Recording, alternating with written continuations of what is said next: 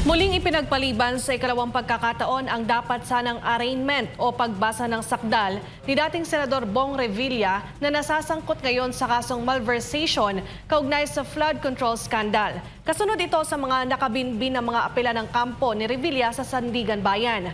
Para sa prosekusyon, delaying tactics lang ito, bagay na itinanggi ng kampo ni Revilla. Alamin ang buong detalye sa balita ni Sheena Torno.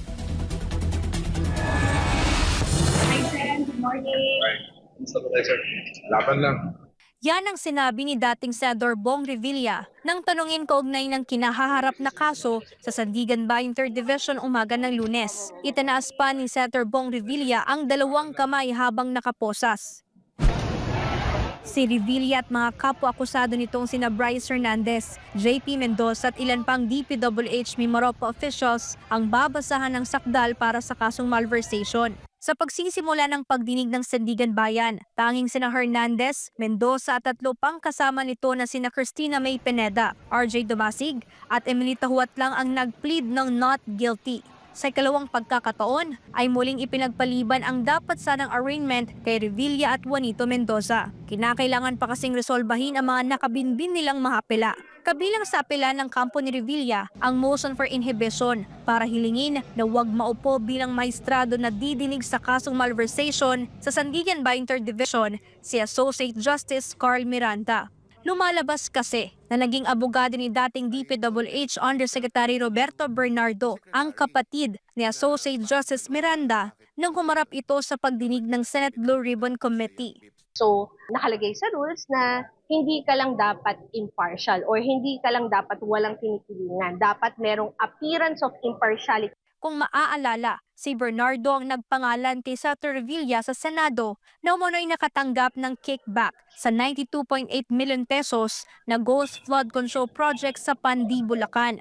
Pero ayon sa prosecution, delaying tactics lamang ito dahil wala namang nabago sa kanilang argumento. Sinabi pa ng prosecution na umpisa pa lang ng pagdinig ay binahagi na ito ng mahistrado. Noon pa lang din ay tinanong na rin ng mahistrado ang kampo ng depensa kung may plano silang maghain ng motion for inhibition. Iginit naman ni Associate Justice Miranda na sa 40 taon niya bilang abogado at hukom ay sinunod niya ang Code of Conduct ng kanilang propesyon. Hindi rin anya ito magpapa-impluwensya sa kahit sinuman kaugnay ng flood control probe. Para naman sa abogado ni Revilla, hindi delaying tactics ang ginawa nila para sa kanilang kliyente. Hindi po, kasi po sa batas and sa rules, marami pong karapatan ng accused. In this case, si former Senator Ramon Bong Revilla ay ginagamit niya lang ang mga remedies na available para sa isang akusado. Okay? So karapatan niya yon at hindi pinagbabawal at hindi rin krimen o hindi masama ang pag-avail ng mga remedies. Bukod sa motion for inhibition, naghain din ng motion for reconsideration sina Revilla at Mendoza matapos mabasura ang mga naunang motion. Dahil dito muling iniurong ng korte sa February 16 ang arraignment ng dalawa. Habang February 27 naman isasagawa ang pre-trial ng 5 akusado na nauna nang nag-plead ng not guilty. Samantala matapos ang arraignment sa 3rd Division ay tumungo naman sa 4th Division ang mga akusado para naman sa kasong graft. Nagpasok ng not guilty plea sina RJ Dumasig at Juanito Mendoza, habang tumanggi namang magpasok ng plea si Revilla. Allowed po yan under the rules of court. No? You can enter a plea of guilty, not guilty, or you can just refuse to enter a plea. Hindi yan bawal.